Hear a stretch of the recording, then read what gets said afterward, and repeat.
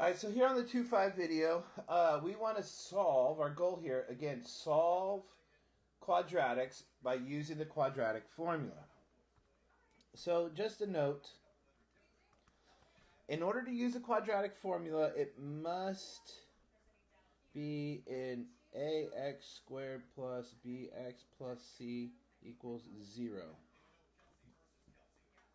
Alright, if I have it in this form, then x will equal the opposite of b plus or minus the square root b squared minus 4ac all over 2a. Yeah, there's jingles. There's all sorts of fun ways to remember that. I just am going to have to say, this is a formula. Put this on your note cards. Use this however you want to use it, but always have it available. And you can reference this as much as possible. Okay, so what I do might be a little bit different than some other teachers. So I'm just going to lead by example here. So let's say we have x squared equals negative 9 minus 10x. Alright, so I'm not in that form to begin with. So I need to do some things first to get it into that form. So I need to add the 10x. I get x squared plus 10x equals negative 9. I need to add the 9. X squared plus 10x plus 9 equals 0. Alright, now that I'm in that form, I want to use the quadratic formula. So I need to start over on my scratch. It's helpful to say a, b, and c. What is the value? So what's the number in front of x squared? Well, my a value here is going to be 1. The number in front of x squared is 1. B is the number in front of x. So the number in front of x here is 10. And c is the number by himself. And the number by himself here is 9. So then I could use the quadratic formula. X equals the opposite of b plus or minus the square root b squared minus 4ac all over 2a. Notice that I just put parentheses here. It is so important. I cannot stress this enough. If you're not using parentheses, this negative b is going to be a nightmare, especially when b is negative, and negative, negative, da, da, da. It's going to make things difficult.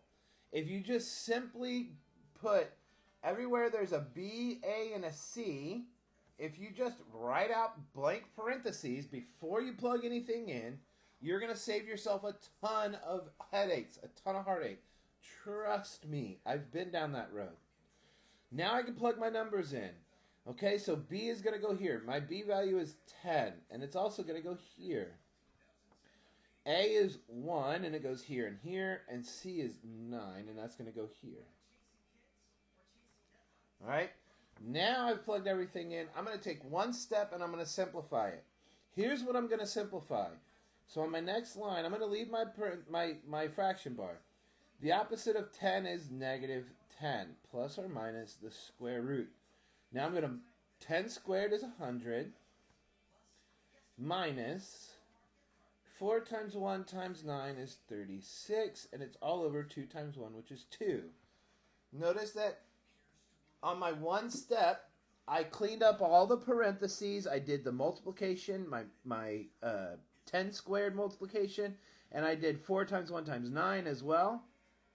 Some people may want to look at this as negative 4 times 1 times 9 for a negative 36. And then again, the denominator here, 2 times 1 is 2. Now, the only thing I'm going to do is 100 minus 36. Everything else stays the same. Everything else stays the same. Now, the only thing I'm going to do is the square root of 64. So, negative 10 plus or minus 8 all over 2. And that handles the plus or minus that we saw in that last video for solving simple square roots. This is the plus or minus part. Now I need to break this into 2 steps.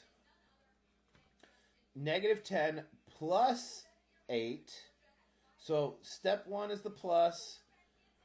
Step 2 is going to be the minus. So negative 10 plus 8 is negative 2 divided by 2. And then negative 10 minus 8, which is negative 18, excuse me, over 2. So negative 10 plus 8 is negative 2 divided by 2.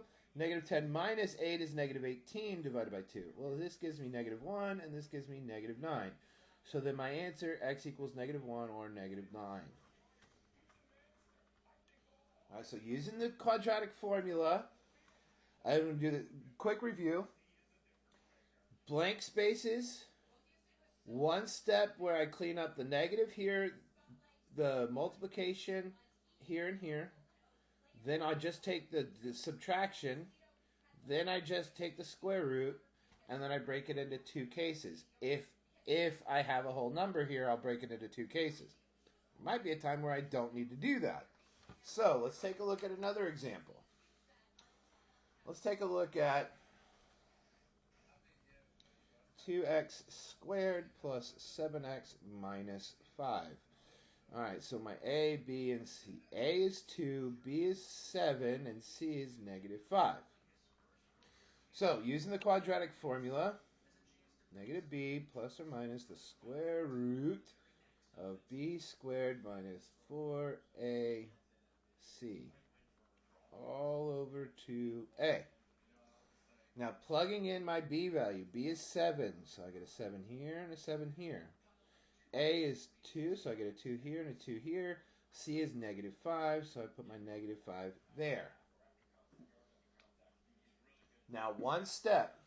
The opposite of positive 7 is negative 7, plus or minus the square root. I get 7 squared, 49.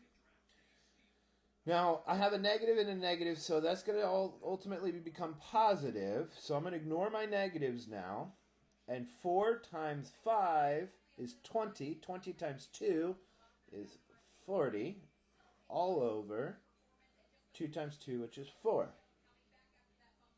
Now I need to do either my addition or subtraction under here. So negative 7 plus or minus the square root of 89 all over 4. And now I want to try and simplify the square root of 89. And that's not going to be pretty. The square root of 89, it's a 9. Well, 89 is a prime number. So there's nothing I could do to break down the square root of 89. If I could, right, I would want to break it all the way down and bring out my whole numbers and leave under the radicals. But here there's nothing I could do with that. So I'm done. I'm going to do one more example here. Let's go with 25x squared plus 30x plus 18. So this is the one where you're going to have to use a calculator, but that's okay. All right, so A is 25, B is 30, and C is 18. All right, so x equals the opposite of b plus or minus the square root of b squared minus 4ac all over 2a. All right, so just take it one little piece at a time. I'm going to plug everything in that needs to get plugged in. My b value is 30. A is 25. And C is 18. And now, that leaves me with, clean it up here, negative 30 plus or minus the square root. 30 squared is 900. 4 times 25 is 100. So I'm going to put two others minus 1800 all over 50.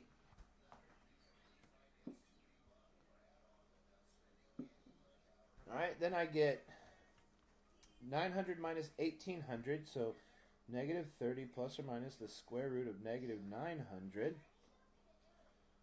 all over 50. Well, now I have the square root of negative 900. Well, that's going to be a little bit difficult. Well, here's what's nice, is that the square root of negative 900, the square root of negative 900, I'm going to break that down on the side. So the square root of negative 1 times the square root of 900. Well, we already saw the square root of 900, which is nice.